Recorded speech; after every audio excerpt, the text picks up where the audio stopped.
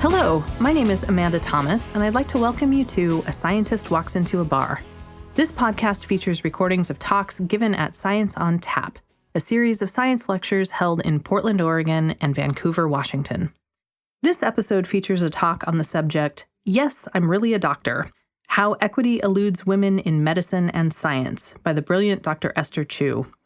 She is an associate professor of emergency medicine at Oregon Health and Science University, otherwise known as OHSU, and she is also the founder of Equity Quotient.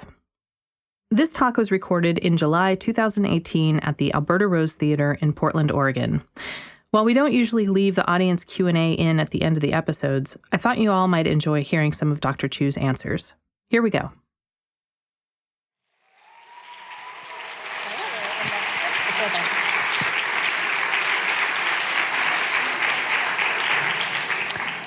Good evening.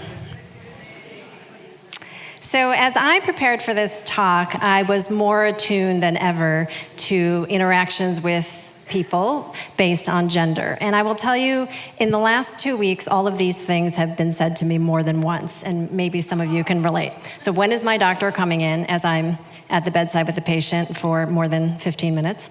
Are they going to admit me? And that's such an interesting question. So I've taken care of a patient, I go in and I'm telling them what the plan is and they say, are they going to admit me? And it took me a few years actually of practice to realize that they are the magical men upstairs who are making the decisions for this patient. And then the last one is, oh, you're my doctor, not something else. And I know you all have this in your fields. Are any of you in medicine, actually? So many doctors. That's so great, because I never hang out with doctors. What about other science fields? Okay. And then engineering. Engineers out there. And then non-science fields? I frankly think it doesn't matter. I think whatever field you're in, as you progress through your career as a woman, there comes a time where people cannot recognize you for who you are because of your gender. And I think that is what's signaled to me over the years, that women really are second-class citizens in medicine. And I wanted to understand that more, and that's why I sort of began the line of study that led me in front of you today. And we're going to be talking about a lot of different things that characterize and affect the careers of women in medicine. I think a lot of these can be generalized, certainly to science fields, but probably well beyond that. And I just want to leave you at the end of this talk with two things. When you start to give talks and you get some instruction on it, people say, if you talk for an hour, people can only remember 3 things. I'm just giving you 2 things because you're all drinking beer. And I think that's probably the right amount. So the first is that women in medicine and other science fields are second-class citizens. And the second thing is, this needs to change. Sounds straightforward? Okay. I'm so glad you're there already, because I haven't even started. You'll really be with me at the end.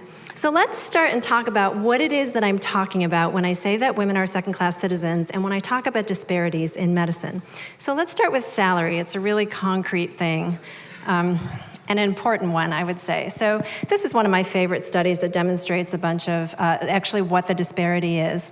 This is sex differences in physician salaries across U.S. public medical schools. So these are all academic settings. There's over 10,000 physicians they were able to capture. They did public medical schools because these salaries are often published, publicly available, so they were able to actually get the literal salaries, not self-reported. And this is what they found.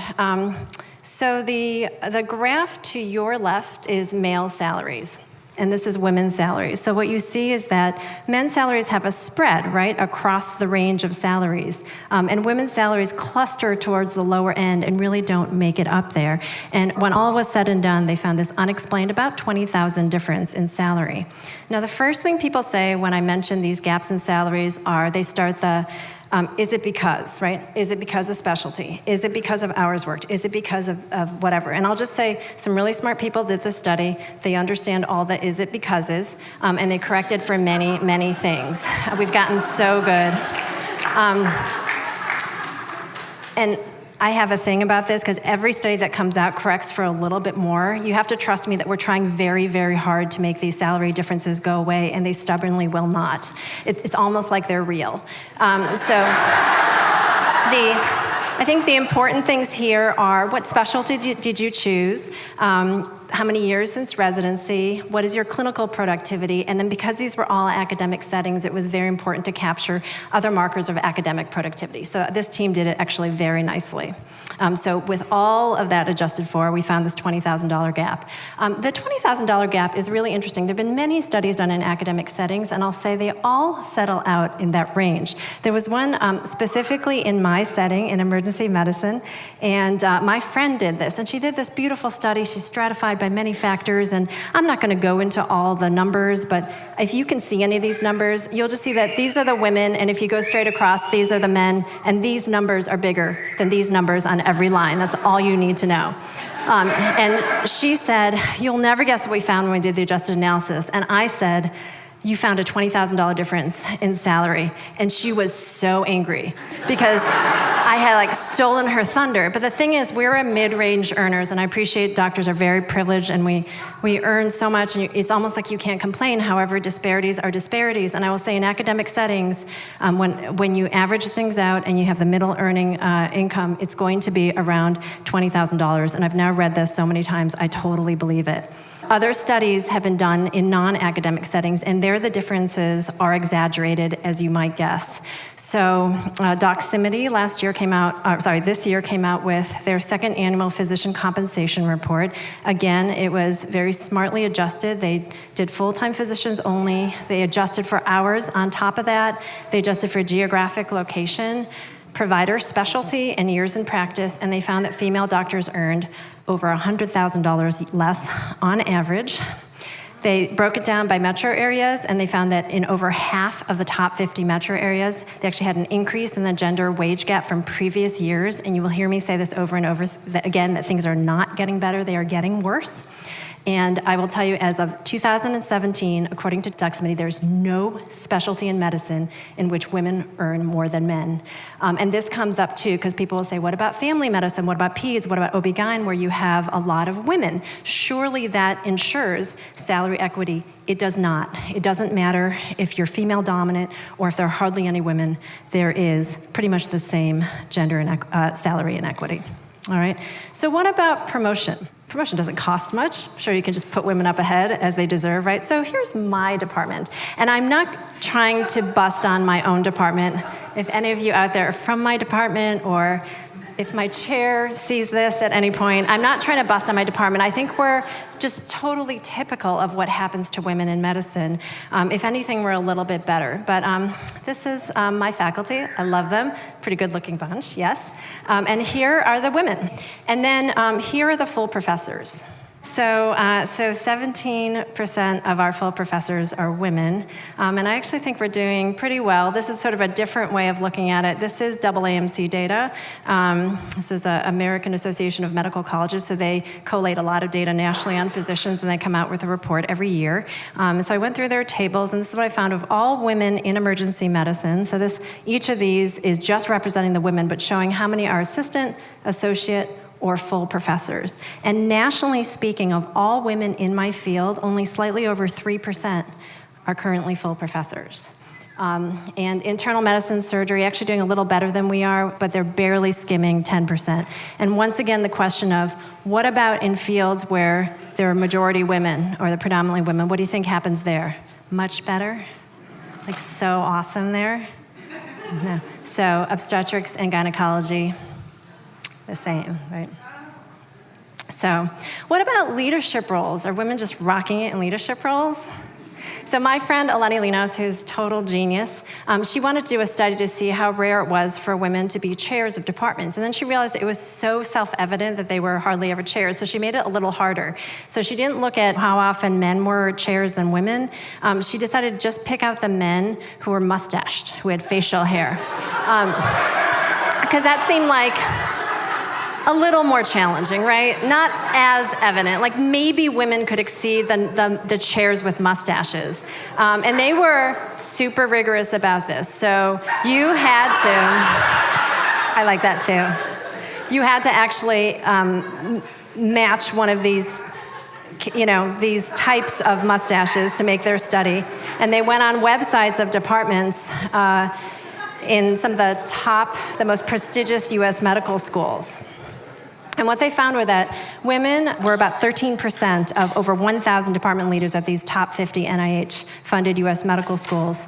Mustachioed leaders, 19%. So just the mustache men beat us. And I just want to ask you, I appreciate that physicians are kind of a privileged group of people. Am I splitting hairs to complain about what it is that I earn or how quickly I go up? But I just want to ask you, what does it signal when one group is paid less, promoted less, and rarely in charge? Just, they are less. I think that's the answer. But hang on to that for a little bit. We'll come back to it.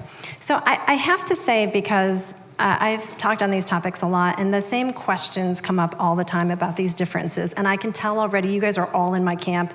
I probably don't need to do this, but you're going to all go out and talk about this with other people. So I want to tell you the kind of objections that come up when I talk about this. And this is not from me. This is compliments of real people and real audiences across the country who have asked me these questions as I give these talks. So the first one is, maybe it's that women don't wish to advance because they have other priorities. And fortunately, we have measured that in a number of ways. So plenty of surveys asking women, I'm sure the researchers were like, I'm sorry I have to ask this, but do you actually want to move forward in your careers? But the latest, this is from Medscape data, so it's a nationally representative data sample of physicians across the countries. And when they asked, are you seeking advancement and promotion, women said yes, as much as men, if not a little bit more. This I used to hear in medical school and continue to hear, which is, maybe it's that there's just not enough women. Like, if we reach a critical mass, then the women will filter up. And actually, we've been equal for about 30 years now. We've been near equal in medical school, and then this year was the first time that, as you heard in the trivia, that we outnumber men. But actually, it's been hovering close to 50% for 30 years. You guys may know, for those of you who are not physicians, we train for a really long period of time. So we are done training in like our 30s. 30 years, you're at the end of your career. So one whole cycle of physicians has come up where medical school is pretty dead even. So that whole, we just need more numbers of women, it'll get better. I think we've tested that theory pretty thoroughly. And then I hear a lot of versions of this. Maybe men in some way just earn it over time. So it would start out equal, but they're just better at something that gets them more money and promotion and leadership over time. And I'll say there's actually really great evidence. I love this study because this kind of knocks it out of the water. This is a study of new grads from residency. There's residents over here. You guys can do earmuffs for a second. I'll just say you're all so great, but when you graduate from residency, you've just trained. So you haven't really differentiated yourself. New grads are pretty much even. You haven't accomplished a ton or sort of had a chance to prove yourself. And so these differentiators haven't happened. And yet for these new grads, they found that there's a $17,000 pay gap on your first job between men and women before you've had a chance to do anything that should differentiate you from another. And then this is sort of going back to the time thing too, but maybe this will fix itself. And this was a really damaging one because it asked us to do nothing for many years. So when I was in medical school, it was like, just wait. Don't agitate. Don't ask for change. Don't do anything ambitious about this problem. It will fix itself. It was never going to fix itself, right? So this is a study that showed over 20 years the physician earnings gap persisted. If anything, it got a little bit bigger. And going back to that study that showed the first jobs out salary discrepancy, that study was a longitudinal study of residents who were graduating year after year in New York State, and they had some missing data, as you'll see, but when they picked up again, they found that the gap was not only not narrowing, it was probably getting bigger, right? Starting to sound like a theme, right? Maybe it's that women are underperforming physicians, and I think there have been a lot of people who try to get at the fact that maybe women don't do as well clinically, like aren't as efficient or don't deliver high quality care. And I really,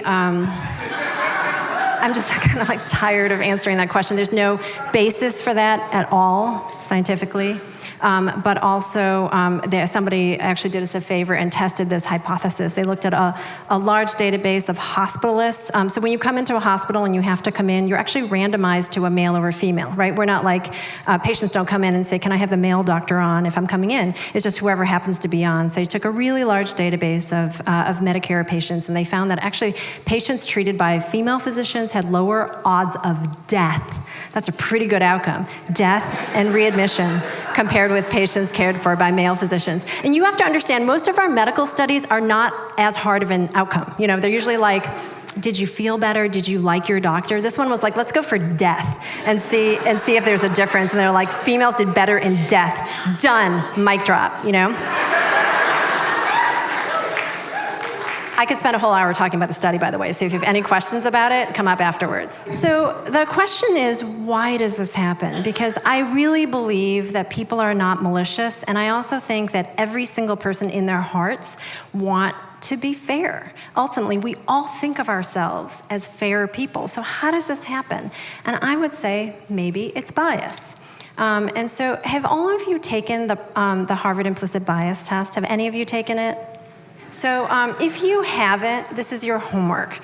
This was one of the most meaningful experiences that I had as a young physician, was when a peer asked me to take the Harvard Implicit Bias Test. And I pulled up the one that tested whether you associate men or women with work versus family.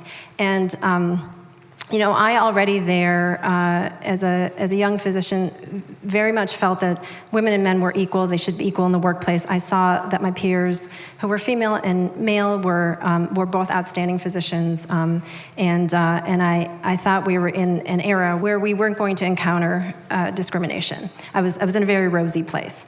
And I sat down and I took this test, and I was completely blown away because I came out with a moderate association of men with work and women with family. It's crazy. I didn't even have kids then. And I will say, like, so I scored here. This is moderate automatic association of male with career and female with family. And I could not believe it. So I took it again, and I took it again. I took it 3 times at first sitting, and I got the same exact thing. This test is very hard to fool. I mean, I am of average intelligence, but high motivation to do well on this thing, and I could not fool it. If you hesitate, it knows. And so that year, I put it on my calendar. So I have a little alert every year to retake this implicit bias in April of every single year. So I've taken it for 13 years now. And actually this year was 14. And I have gotten down to a slight automatic association of male with career and female with family. And this is what I talk about. This is what I study. So these biases, don't feel bad if you have them. It doesn't make you a bad person or your parents bad parents. It's just human. It's total human nature. And that's kind of what we have to overcome. And I'll show you some studies where it really you can see how these biases that are so deeply ingrained play out in the workplace. So this was a beautiful study in PNAS, science faculty's subtle gender biases favor male students. So this is, you know, I was always like, it's too bad you can't randomize gender, but of course you can in social science experiments. So what they did was they took a nationwide sample of biology, chemistry, and physics professors. They asked them to rate an applicant for laboratory manager. It was a purely hypothetical applicant. Now, of course, the job application package was designed to be exactly the same, except for one factor: gender, right? And then they asked them to rate them across a number of categories, including competence, hireability, and mentoring. So the female, who is exactly the same as the male, is in light gray, and the male is in dark gray. Crazy, right? And then they asked them to estimate what their starting salary should be. What? And I want to be clear. Female faculty participants in the study did not rate the female students better, okay? And age did not play into this. So this isn't a generational thing, it's not a gender thing, it's not a field thing. Actually, across fields, everybody did the same thing. So when we are tempted to say, well, it's just the men inflicting this on women, or it's the older generation inflicting this on the younger generation, and actually it's all of us inflicting this on women, all right? So why do you think women come across as less competent, likable, payable? And I would say in medicine, I think a lot of it, or some of it, is sort of the tension between being agentic versus communal. All right, so agentic traits basically the word is from having agency, So agentic traits are assertiveness, competitiveness, independence, courageousness, mastery. These are kind of things, especially in my field in emergency medicine, these are the qualities that you need to have to be effective, or at least we think you need to have. Those kind of like the stereotype of an emergency medicine physician. Communal traits, on the other hand, are caring, sensitive, compassionate, sympathetic, the sort of soft traits, right? And I think women kind of get caught in this vicious cycle. So what happens is, for women in medicine, and I would argue other STEM fields, is agentic traits are valued. They're considered associated with being really effective in these fields, getting things done, not being afraid, being really productive. But agentic women are penalized because women aren't supposed to be agentic. You are supposed to behave within pretty narrowly defined social norms. Women are supposed to be communal. They raise families. They have babies. We want you to be warm and comfortable and caring. And when you're agentic, there's going to be some backlash. I don't like her. She's too... And so women, what's a natural response?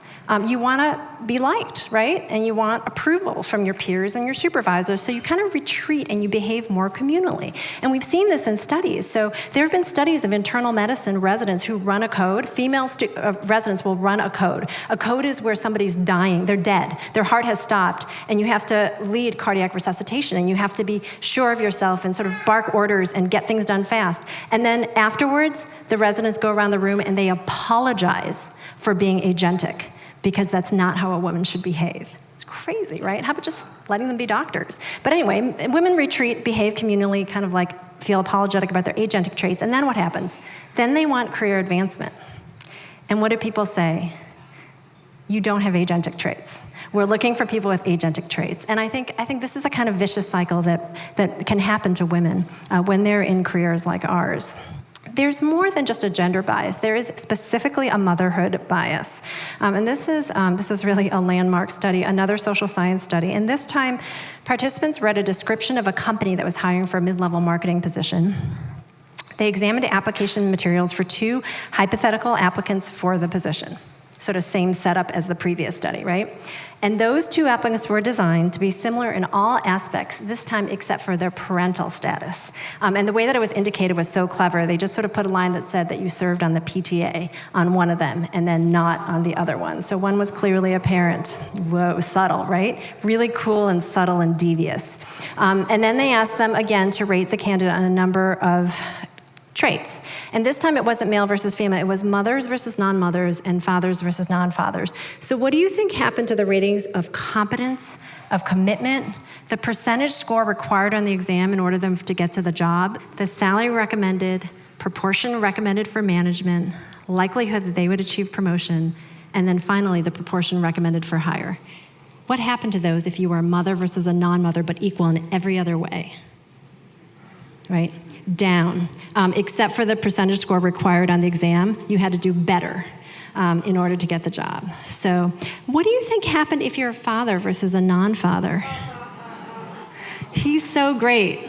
He's a dad. He babysits his kids a lot. You are a good guy if you're a dad, and you are scored higher on everything. If you're a dad. So it's not as simple as things are harder for women. I think there are times when that differentiation by gender actually boosts men, even as it drags women down. So I think sometimes we underappreciate how women are penalized in the workforce. And because of this motherhood penalty, and this study has been repeated in many different formats, and I very strongly believe that there is a motherhood bias. When I am coaching junior faculty members who are giving talks and presenting themselves nationally or to potential employers, I tell them never to do what I'm about to do, which is show a picture of your kid. Because the minute that association is made, you are less competent, you are less committed, all those things. Your value, if I didn't prime you to say that, that this is happening, my value to you would go down, which is crazy, right? Just if you're a woman. I'm showing her, by the way, this is my youngest child, and I thought for a long time that July 17th sounded familiar, and then I realized, like yesterday, that it's her birthday today. So I just wanted to shout out to Thea because I'm celebrating her birthday here. Oh, I know. She is really milking it, trust me. So another study, and this is again to get at what happens to women's careers, like what are the myriad ways that they can be stalled. So this is another study at a university, and in this case they sent emails to professors at university across fields, and this is what the email said. Dear Professor, I'm writing to you because I'm a prospective doctoral student with considerable interest in your research. I was wondering if you might have 10 minutes when you'd be willing to meet with me to briefly talk about your work and any possible opportunities for me to get involved in your research. Same email was sent out with one different thing, which is the name of the student. And this was looking at both gender and race. And I think I would love to have been at the table when they decided this list, because I really feel like they did an amazing job of finding names that really evoked both gender and race kind of classically. And what they found was when they looked at the response rate to those emails to like, yes, I would like to meet with you, that offer was extended. So the reference line is right here, and that's the white male. And almost everybody else had a substantially decreased response rate to that email based on gender and race. And something I don't spend a lot of time talking about is intersectionality, just because it adds this layer of complexity that I cannot address within this hour, but I just want to acknowledge that intersectionality, when you combine race and ethnicity, it is more than additive in general. We're talking about all of these barriers, all right? So how do these biases play out in the actual workplace? Those are all studies, particularly the healthcare workplace. And I think the best accelerator of your knowledge on that is to, if you are on Twitter, I started a hashtag over a year ago called That's Bias, and it got over 3,000 responses of people sort of saying, describing their biased experiences in the medical workplace. And they are sad and funny, and some of them just totally unbelievable. But if you have a moment and you can, I'd say next time you kind of have a down half an hour or hour to yourself, just comb through some of them because they're really just so classic and evocative and tell this story much better than I can about the small and big ways that that gender can impact both women and men's careers in a pretty negative way. So. All right, so there's just been kind of an explosion of studies showing the different ways in which women are treated differently. So this was a study that came out last year about speaker introductions at Medicine Grand Rounds. So Medicine Grand Rounds is a big deal. It's probably around once a month, every major academic institution in each department will invite a Grand Round speaker, and it's a very prestigious thing. If you're invited to that, to be the Grand Round speaker, it's like this moment in your career where you're like, wow, I'm giving Grand Rounds talks. And what we find is that women are introduced differently than men. So women, about half the time, are not addressed as doctor when they come in and give a Grand Rounds. And by definition, you are a senior woman in medicine if you're giving this, but 50% of the time, they're introduced by their first name, as opposed to men who are, when introduced by other men, 72% of the time get the honorific. If they're introduced by women, 95% of the time, they'll get the honorific. All right. And then I think are you all familiar with this Tumblr called Congrats, You Have an All-Male Panel? This really wonderful thing online that calls out how often in conferences, and many of these are medical and scientific conferences, there's an all-male panel representing that topic. It's I don't know how many thousands or tens of thousands of postings there are on there. And you probably can't see, but this little icon is David Hasselhoff, who is for whatever reason, is the face of Congrats, You Have an All-Male Panel. Very strange. You can't make this stuff up. But it kind of mocks something that in reality is very frustrating, which is when it comes to high-profile things like being invited to panels at conferences, to national and international talks, often women are completely shut out, even though they have the right expertise. The same goes for papers. And all these things in academia, these are the coins of the realm. You need to give talks to show that you have established expertise. You need to publish papers. Many of us are on the tenure clock. These are the things that actually ensure that we have a job and that we prove our worth and that we are accomplishing something, that we get our science out to a broader audience. And these are the things that we're systematically shut out of. This is a study actually from Brazil.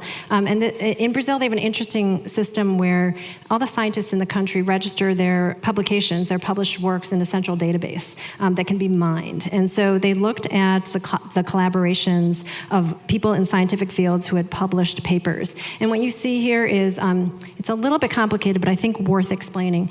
For all of these different fields, the yellow represents the proportion of women in that field. So the proportion of women available for collaboration. The red represents women and how often they have women collaborators. The blue represents men and how often they have women collaborators, okay? So they basically are saying, you can tell from the title, women are more egalitarian than men. I think I would have chosen a different title. I think basically, women collaborate with other women about at the rate that they're available, sort of proportionally to the women that are around. Men tend to hole up in male-only teams. And if you ever want to see the truth of that, you can just Google search any topic in medicine and you'll see that many of these things are just blocks of men publishing with each other again and again and just rotating authorship. And I still haven't figured out this. How does a woman bust into this almost no matter, what her skill set or her level of interest? All right. And then something that's it's really influential in the careers of women, but hard to capture in words. But I think every woman here who has ever sat in a meeting or interacted in any way with men in the workforce, know about these things, these man-interrupting, appropriation behaviors. And I'll just say it's frequent enough and universally recognized enough that it has its own lexicon. And I think there's so many things that I can't measure the way that I can measure a salary. But I think there are ways that just the culture of the workforce, and particularly so in medicine and science, is very difficult on a day-to-day basis in a way that's extremely discouraging for women. So. I am, by the way, working my way to good news, but before we do that, let's go a little lower, okay? So in your trivia, you got this thing. You had a question about this study, and this study was, it was mind-blowing. It came out just in the last month, and I'm still wrapping my head around it. But it's National Academies of Sciences, Engineering, and Medicine put together this report. It's a 300-page report. I'll just give you a few highlights. But they did a comprehensive review of the literature on sexual harassment in these fields, both, and they were focused on academic settings, so both faculty and students. And from the outset, they were very clear about their definition of sexual harassment, because sexual harassment goes much beyond sexual behaviors. So they define subsets. So one is gender harassment, and that includes verbal and nonverbal behaviors that convey hostility, objectification, exclusion, or second-class status, okay? The second is unwanted sexual attention. I think this is more what we traditionally think of as sexual harassment. So unwelcome verbal or physical sexual advances, which can include assault, and then sexual coercion. And this is where favorable professional or educational treatment is conditioned on sexual activity. And the thing that you should know is that gender harassment, just the gender harassment without the sexual behavior per se, it's just as corrosive to work and well-being. The same personal and professional outcomes. So there's no reason to differentiate between them, okay? So when I talked about sexual harassment, I'm actually going to talk about the whole group of behaviors. And so what they found in general is that sexual harassment was very common in these fields, in sciences, engineering, and medicine, but particularly disturbing and had not changed. Like, we have not made any progress in the sexual harassment occurring in these fields, which are traditionally male. But what I really want to focus on is what's happening to medical students, because these are undergraduates here, graduate students here, and then over here, medical students. And just to blow that up for you, by the time they graduate, 50% of medical students have experienced one of these things. So gender harassment with sexist hostility, gender harassment with crude behavior, unwanted sexual attention, or sexual coercion. And those effects last for years. We are not protecting our trainees who are tremendously vulnerable, who need to get into residencies and move forward with their careers. The report concluded that there's little change over time. It's worst in medicine, and particularly because there's so many potential sources for harassment, not just supervisors and peers, but other people in the healthcare workforce, because there are so many, and also patients and patients' family. It kind of comes from all sides. So worst in our field, it's overlooked, it's tolerated, it's undermeasured, and it's poorly measured when it is measured. It tends to be stalled on litigation, so every organization doesn't want to get sued, and then that's about where they stop. And as you imagine, because there's underreporting, and because we don't really use our broadest definition of sexual harassment, most of it goes ignored. And it's just the tiniest little bit of the tip of the iceberg that comes up and shows itself for litigation, and that's what organizations are focused on. As I mentioned, all the effects that I mentioned are compounded by race and ethnicity. And then they sort of outline I would say the life cycle of sexual harassment. So it kind of starts with organizational antecedents. And what I love about this report is that it really dispels the notion that it's that one bad actor, right? So when Harvey Weinstein happened, when all these things, high-profile things happen, everybody behaves like, oh, that creep. If it weren't for that creep, we'd be fine. But actually, what the report makes very clear is that there has to be organizational climate. You need the creep too, but there has to be an organizational climate that fosters it. So just to focus on this piece. And so in general, places where sexual harassment is high has an environment that allows it to happen and to continue over years. The other thing is, the composition of your workforce and your leadership matters a ton. And so sexual harassment, by its broadest definition, will be worse in male-dominated and male-led environments. What did I tell you about who dominates in medicine and who leads in medicine? Is it like the perfect storm for sexual harassment? The other part of this flowchart is the job-related outcome variables. I will just give a nod to, there's really terrible health and well-being outcome variables for as a result of sexual harassment. But let's look at the job-related outcomes. So if sexual harassment occurs, there's kind of a long tail. And the aftermath involves decreased job satisfaction, organizational withdrawal, which is composed of kind of lower engagement. You're mentally checked out of your job. You're thinking about quitting, or you actually quit. And also, you relinquish leadership roles. You have decreased organizational commitment, and you have decreased productivity. How are we compensated?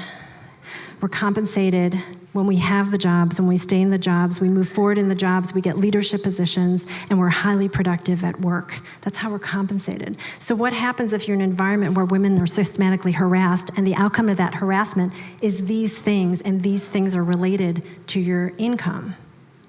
Right? And actually, this has been demonstrated in other fields too. This is like a well-known phenomenon, is that there are economic and career effects of sexual harassment on all working women, and this includes medicine. So this is a mixed method study I like, and you don't have to even see the words, but just know that these are women who started in their 20s, started as different types of workers, and then they experienced sexual harassment. And compared with their peers, they were more likely to fall out of the workforce or retreat to part-time work or take lower paying jobs to escape the sexual harassment. So with that context, I want you to consider again the kind of comments that I get when I talk about the disparities in medicine. Maybe it's that women don't wish to advance. It's their choice. Maybe there aren't enough women. Maybe it'll fix itself. Maybe it's that women are underperforming. When we think of all these things as the outcome of a toxic work environment, these questions seem worse. Don't they seem worse? They seemed bad when I first introduced them, right? But now I hope that they feel even worse to you, because what are we doing with these questions? What are we implying, you know? And then consider that women are basically set up to fail. Does anything that I mentioned really matter? I know it matters to you because you're all very nice and fair-minded. I will say when I started talking about this, I spent a lot of time, and I spend a ton of time thinking about, okay, I'm really good at pitching that this is a problem, but how do I get organizations to change? How do we, all of us, get organizations to change? And I'll tell you what doesn't work. For a long time, I just stuck to it's not fair. And then I moved on to, it's really bad for women. And then I was like, it's against the law, right? There's like sexual discrimination things. And I'll say, nobody cares that it's not fair. that comes across as whining. It's just the truth. Nobody really cares that it's bad for women. I think that also comes across as whining, and also women have a choice. If it's bad for you, don't choose this career. There are a lot of kind of logical traps you can fall into when you just say it's bad for women. And actually, what the NASM, the National Academies Report, makes clear is that some of this may be against the law, but the truth is very little of it comes up for litigation, so that's actually not inspiring to organizations. So why does it matter? Can I get organizations to care? What would you say if you're trying to talk to your employer and you want them to care? Let's think about this. So this is more data from the AAMC. And what the AAMC has said for years is that there's a leaky pipeline of women, So as I mentioned before, we're so good at getting women into medical school now, near equal numbers for 30 years, and we get them into residency at pretty much the same rate. And then if you look at U.S. medical schools, from every moment after residency, we lose women. There's major attrition. So 38% will make it to faculty, 21% will make it to full professor, lower in some specialties, and then about 16% deans. Maybe a little higher because this is slightly maybe 5-year-old data. And what I would say when I look at this, I always think that people, they go and they, not just women, but everyone, they go and they thrive where they're safe, supported, advanced, challenged, and fairly compensated. Would you agree with that? People go and they thrive where they're safe, supported, advanced, challenged, and fairly compensated. That's where people go. That's where they thrive, no matter what you're talking about, no matter who you're talking about. So what happens when they don't have those things, when they're not safe, when they're not supported, when they're not fairly compensated? What happens? They might leave, but what happens if you stay in the workforce and you don't have those things? It's kind of like an interesting thought exercise. It occurs to me a lot as I move into my middle career. So I wrote this paper with a few friends. So we surveyed over 5,000 physician women who are also mothers. And we found that discrimination was very high, gender-based discrimination. We found that 73% of women experience gender and or maternal discrimination, so those are distinct things, as I've mentioned. And then we found that discrimination based on your gender or your maternity status was significantly associated with higher burnout. I'll go back to the NASM study. Remember those job-related outcomes? Decreased job satisfaction, organizational withdrawal, lower engagement, quitting jobs, relinquishing leadership roles, your decreased commitment, your decreased productivity. What does that look like? What do those words look like when you're taking care of patients, when you're delivering healthcare, right? It's not just like I'm putting out fewer reports or I'm making fewer sales. What do those words mean when we're in medicine? It's not good, right? Whatever it is, it's not good. Are those things that we should be accepting when we're actually talking about patient care and lives? The NASM study says that sexual harassment has stronger relationships with women's well-being than any other job-related stressors. It cannot be underestimated. But the more important thing to me, I would say, is not that it does that to women. It's this finding. It's that sexual harassment affects everybody around the woman.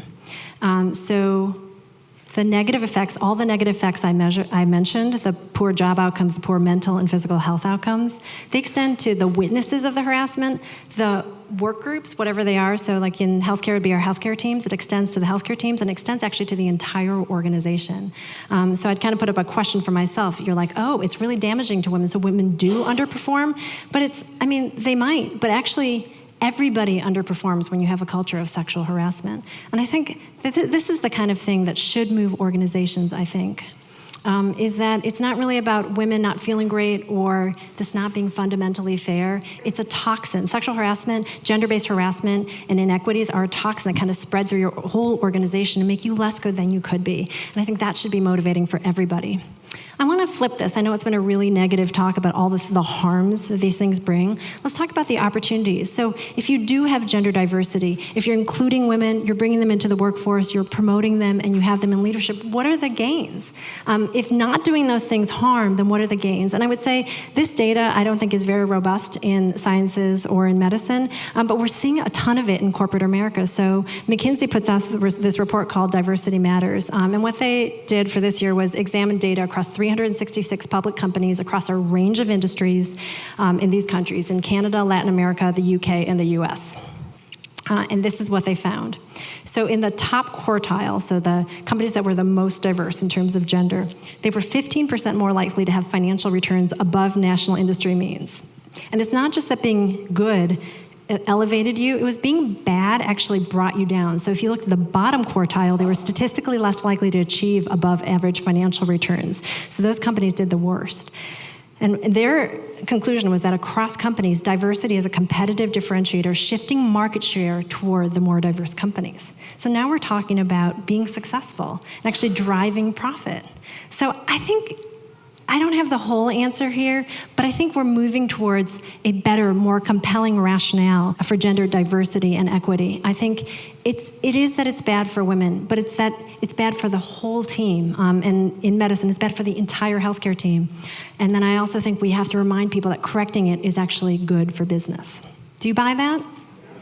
Okay. So what are the solutions? And it is no mistake that I left solutions for the last few minutes of my talk. I think it'd be really bold of me to stand up here and say that I have the definitive answer to this problem. But I will say I think we need some culture upgrades. And I will tell you what I think they are based on what I've presented to you.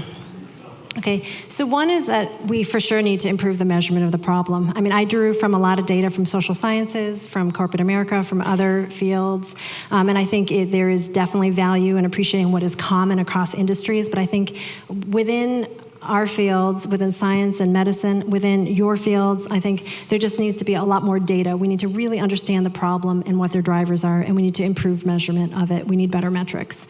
I think the other thing is the thing that I mentioned to you from the NASEM report, which is that gender inequity and harassment, it's an organizational problem. So I think what we tend to do is we fixate on the individual who did a bad thing, and we just terminate that person, you know? We just scorch the earth underneath them, and we just obliterate that person, and we put them out in the news, and then we move on, and nothing has changed, and it just is waiting for the next person. So I think really recognizing this as an organizational problem with organizational-based solutions is the way to go.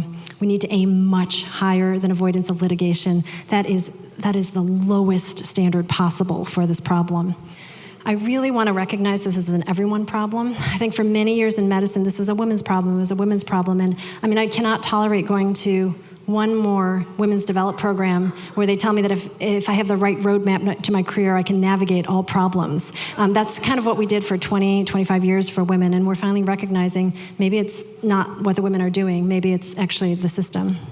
The business case for diversity is an important one, and I think that is our pitch to organizations so they can invest the time and the resources to actually fix this problem. And then I would say for healthcare in particular, we're really good at problem solving. We do this wonderful thing for diseases, which is we gather a lot of data and we try to catch disease before it's fully grown and symptomatic. And then we turn around and the way that we treat sexual harassment and gender inequity is we wait for it to be like a fully metastatic cancer. You know, it's like, wow, I can do nothing for you. You know, we have all this salary inequity and promotion equity and leadership inequity. It's so far downstream. What if we worked a little upstream and actually try to do the same thing we do for disease, which is recognize it early and nip it in the bud so that those differences, those inequities don't compound over time and become unsolvable down here. Does that sound reasonable?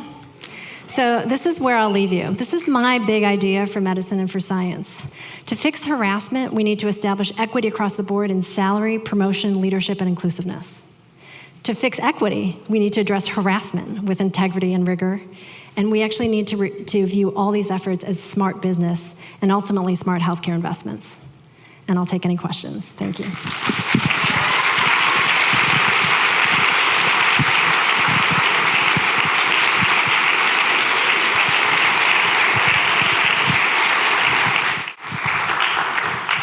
Thank you, Dr. Chu. We have time for questions. So if you have a question, please raise your hand, and I will come around to as many of you as we can get to. I'm going to start with a quick question. Hopefully, it's quick. So I follow you on Twitter, which if you're on Twitter and you don't follow her already, you should, because she's amazing. You posted something, I think, in the last week about somebody who wrote to one of your male colleagues that you were too feminist on your Twitter feed or something. Can you tell us about that and what, if anything, has happened as a result? Yeah, this was the year for me that I think I throw caution to the wind, and I've just decided to be a lot more outspoken about some of these controlling and coercive behaviors. And so this really weird thing happened where an anonymous caller who identified himself as a physician but didn't want to name himself called one of my male colleagues to complain about my Twitter account. Super bizarre, right? And he said, I just want to say that some of her posts have been inappropriately feminist. And I will say, I work at Oregon Health and Science University, and very early on when my Twitter account got some notice, I met with a number of people, including the Public Relations Office and also the president of the hospital, Joe Robertson, who himself has been very outspoken about many social justice issues. I looked to him for leadership, and I had an opportunity to ask him if he felt okay with my Twitter account. And he said, I support you, keep it respectful. And so I stayed generally within those confines. I think sometimes I just edge towards the line, but I try most of all to be respectful to people. But other than that, I sometimes, I'm pretty free about what I talk about. So anyway, so my male colleague got this, I don't think I'm inappropriately feminist, I guess is my point, but my male colleague got this argument, and the way our voicemails work is they get sort of sent by email, so you can just click on it and listen rather than having to pick up your phone. And so he decides that he should do something with his complaint. So what do you think he did? He forwarded it to my chair and my section director. Not me. He didn't discuss it with me. He ambushed me by sending it to my bosses. And then one of my bosses then forwarded it to me, and without comment. So I thought there was a lot of interesting things that played out there. But most of all, I thought it was kind of a whole chain of men who were kind of managing my message without giving me the respect or the authority to sort of have a voice in that process. So to me, it was just kind of a good illustration of how things play out in weird ways for women, and sort of keep us out of conversations, even when it comes to us. So that was it. But I'm happy to take a question. I think I need a shirt that says "inappropriately feminist" on it. It's on my profile now. I'm like totally embracing it. We have a bunch of questions. I'll try and get around to as many of you as I can, but we'll start here. So I loved that one of your proposed solutions to harassment is to handle equity, because are you saying that if we were not pre-labeled as less than because of our compensation, that men might not feel as free to treat us however they feel, because obviously, we're not worthy to stand up? That's exactly it. And you'll see, whenever there's a big university scandal around a faculty member who has been serially sexual harassing, you'll see that somewhere in that article they will say, but he had so much funding, and because of his funding he had power, and it's just, or he had this leadership position. And it's like, well, it's funny because women systematically don't get the supports that they need to be successful in research. They're not included in research teams, so they're kind of shut out of things like grants. Their salaries are lower and they're not promoted and they're not given leadership positions. So how can we ever be in a position where women have the power?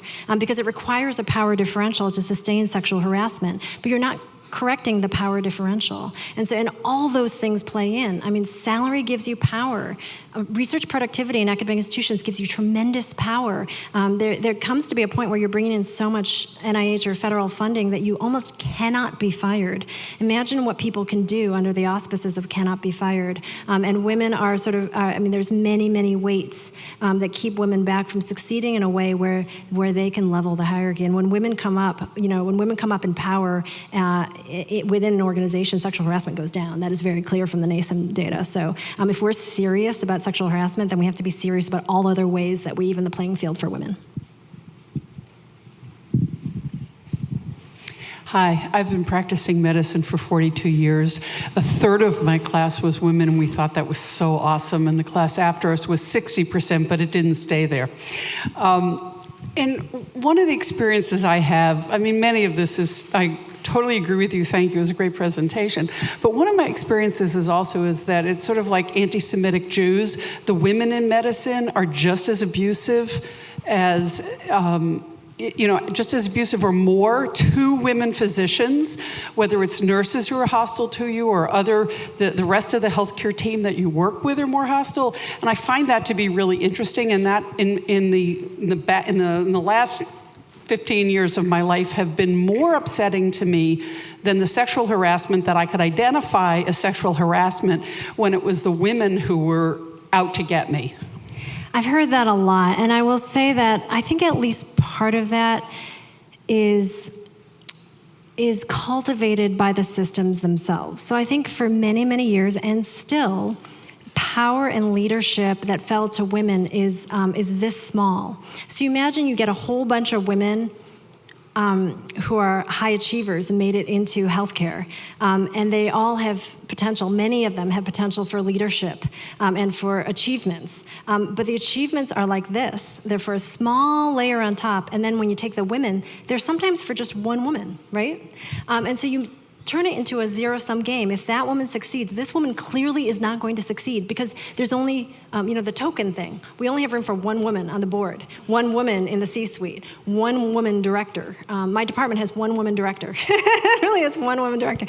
It's like, so it's, I feel like it's another way, it's a way in which we waste energy competing among ourselves for these incredibly small resources, and it's so clear to me that a lot of that would go away if we broadened opportunities for women.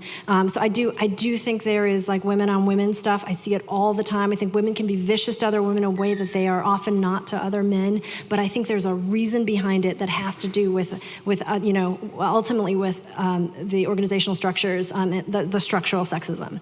I will also say I recently went to a really moving conference that was about women uniting against sexual harassment in their organizations in every way possible. And one of the speakers said, women have to take a pact if we're really going to fight these things. Like, we need to get in rooms and talk about these things, and it can be bloody like Westeros in here, But we take a pact that when we go out there, we have a united front, and our united front is equity, equity, equity. And so I think part of that is we're not doing that, and I hate to put all the thing on women, but I think there's a part that's the system, it's a part that's everyone, but I also think part of the conversation would be on certain fronts, we are totally united so that we can open up the opportunity and there's less of that conflict.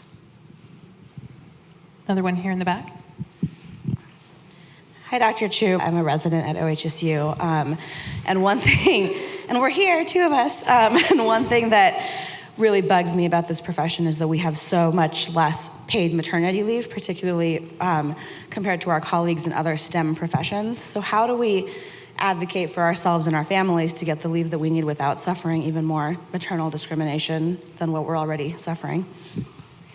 Yeah, that's a great and enduring, evergreen question for us. And I have to say that it's wrong for any industry not to give paid maternity leave.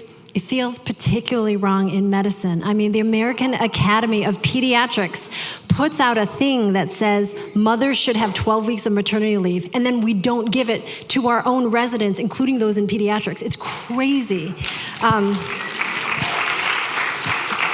The other thing that happens in departments, even though medicine is huge, departments are small. And every department I've ever been in, and I've worked in 5 different hospitals, every department behaves as though a woman physician having a child is the most surprising thing that has ever happened. We couldn't imagine that these 20 childbearing people of childbearing age, would have a baby in the time they are under our employ. So we don't have the resources to support that leave. I think we have to really start creating systems that recognize that family leave of any kind, whether it's for a sick elder or whether it's for a child, is a natural, expected part of our business, and we work that into our plan for, our financial plan. There was a recent study, I don't know if you saw it, there was a study out of UCSF by a woman named Christina Mangurian, I think was the lead author, who where they took some of the top, the elite medical schools, and they looked up their maternity leave policies, and then they talked to people at the institution to sort of see if they understood what their maternity leave policy was. And they said the average amount of paid leave was around 8 weeks. So it's really far from the AAP recommended paid leave. And then, and they also found that within an institution, people didn't even know what their maternity leave was, or that they were conflicting perceptions of what their own family leave was. So I think it's beyond like setting a great policy. It's also, if you really are owning that policy, you broadcast that policy and you try to compel people to take it. So, there are these dialogues about opt-in or opt-out. A lot of organizations will say, you can opt in to this family leave. But the organizations that are serious about this, it's opt-out. You get this family leave because that is what is healthy and right. If you opt out, you may do that. But an opt-in and an opt-out policy is actually used, and organizations have to plan. An opt-in policy is often hidden somewhere in some corner of the website, and you can technically pull it out, but nobody knows about it. And I think that's what was happening in a lot of these organizations. So because the authors were from UCSF, actually UCSF on the spot changed their policy to 12-week paid family leave. And I think there are ways that we can, put data in front of organizations and advocate. But another time when I think everybody who takes family leave, has ever benefited from family leave, sees that it's important to their colleagues. We all need to be really united on this front. This is what is healthy and good for families. It is a drop in the bucket of a long career, And so for us to make this huge deal about time taken off and you should get paid less forever because you took parental leave for 3 months, 1 year in your career is ridiculous. And actually, if we gave people decent family leave, they would stay with those companies that have tremendous loyalty to them. And I actually think that you would have accelerated productivity when you came back.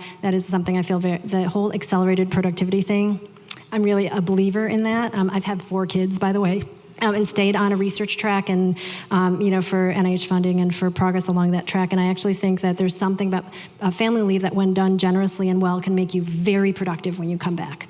So we frame this as a negative, as a cost, and actually I think it's an opportunity to really make your employees have a positive experience with you and sort of fulfill what they need to do in their family life and then come to you energized and excited to come back to work. So the dialogue needs to change and our policies need to change.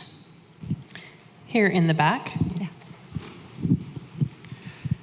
Do you have any insight into how such a data-driven field is so resistant to the data on this issue?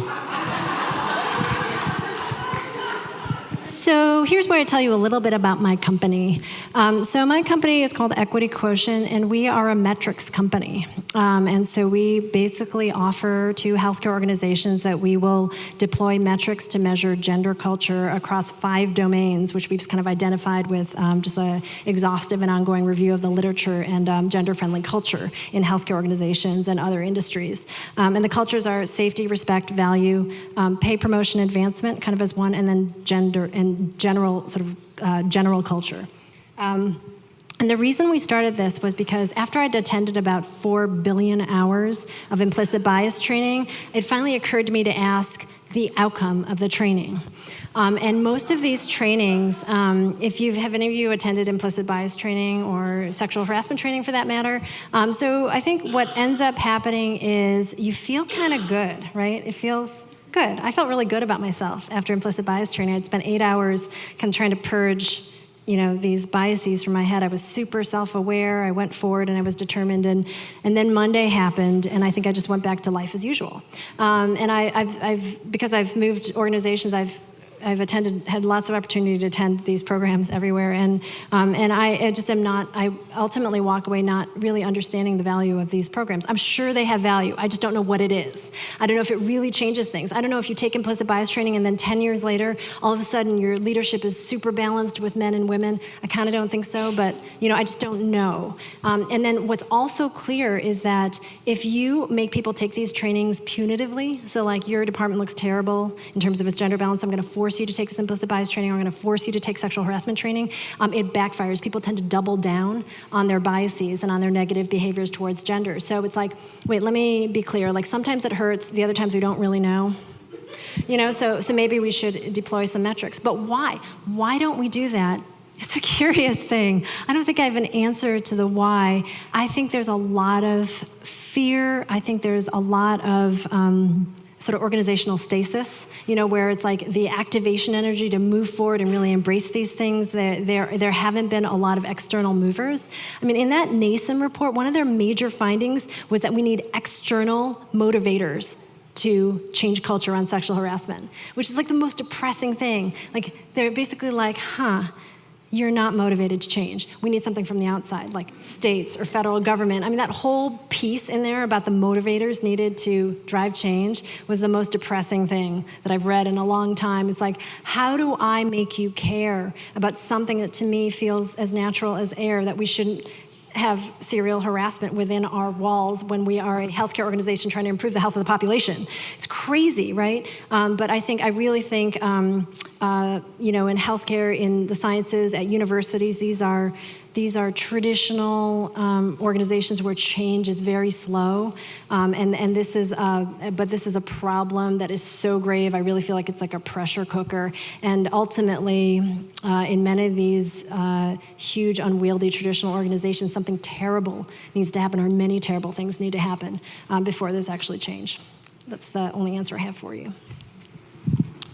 Hi, Dr. Chu. My question is around this recent study that I read about how women tend to spend more time in what's called non-promotable tasks, and that there's also an expectation for women to spend more time in non-promotable tasks. So my question to you is kind of twofold. First of all, as an individual, what can you do when you've been, asked in such a way to participate in these types of things?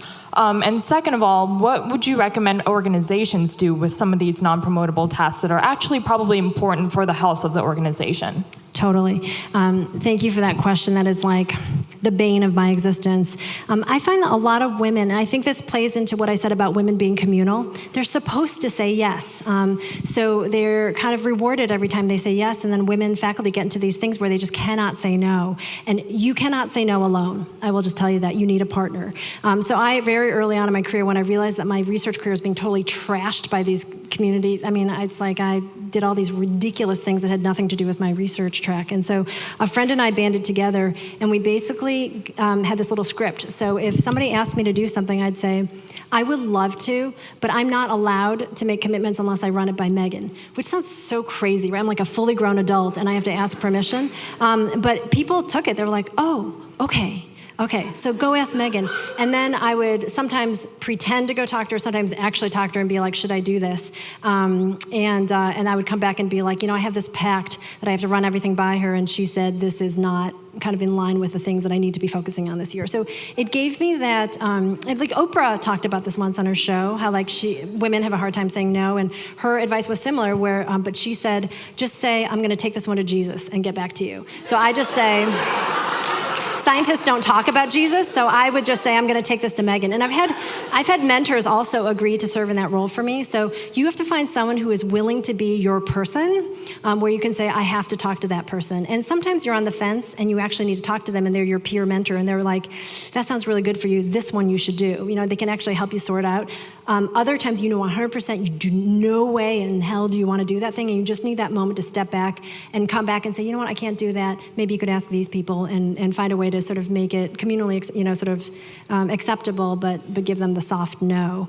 As far as what organizations can do, I'm a fan of metrics. I actually think we need to be looking, like sort of auditing all of these processes. From the minute we start recruiting for a position to the hiring and the negotiation, the way that people are assigned tasks, how they're given kudos for things that they do well, how awards and invitations are extended to faculty. All these things are ripe for bias, and we know there are huge differentials from the minute you walk into even a job interview in the way that women and men experience the workplace. So I think this is a conversation to have with a boss, which is like women tend to get sucked into some of these really time-consuming administrative housekeeping tasks. I don't want that to happen to me. I mean, a related thing is that women are less likely to get administrative support. So these things compound. You spend all these times in things that actually probably don't need your level of training or skill or expertise. And at the same time, you're not even giving an administrative person to help you offload some of that work. So it's a huge time sink. Those hours as you go on in your career get more and more valuable, not less. So yeah, find somebody whose elbow's up for you, Thank you for listening. This podcast and the Science on Tap events are created by VIA Productions, and we are based in Portland, Oregon in the U.S. If you'd like to find out more about how to attend one of our events, check out scienceontaporwa.org, and that last part stands for Oregon and Washington. You can also find us on Facebook, Twitter, and Instagram at scienceontaporwa. Also, if you're not already following Dr. Chu on Twitter, you should. You can find her on Twitter at Chu_EK, or just Google the name Esther Chu, and you'll find lots of information and many of the pieces that she's written. Seriously, you should read her stuff. She's amazing. As always, I'd like to say thank you to my volunteers, the Minions. They've been helping me run these events for years, and I couldn't do it without them. The Minions are Scott Fry, Chris Gowan, Sam Lauk, Rita Nygren, and Stephen Perry, as well as many other people who have helped over the years. A very special thank you to Amber Peoples for stepping in and running things for the past few months. You all are amazing. A final thank you to Jonathan Coulton for letting us use his song Mandelbrot Set as our theme music. Just